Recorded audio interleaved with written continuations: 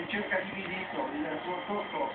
per superare Bricos, arriva a fare palla lontano Portanova, palla che tocca a terra, poi c'è il giro del fondo per l'Inter, con il portiere Fulvio Cesar che poi fa rinviare, vincolatura per Bricos, all'andata l'Inter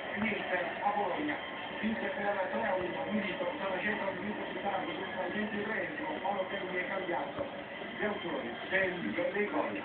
Balotelli, il controllo, cerca di andare sul fondo, si trascina fuori la palla, rimessa in gioco in favore della Bologna,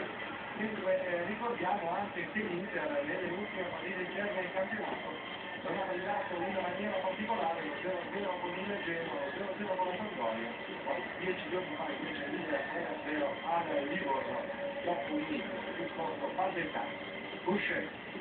per Modesto, Martino e Paglia, Modetti, corsa al centro su Di Vaio, poi palla lunga ad Hilton, cerca il controllo,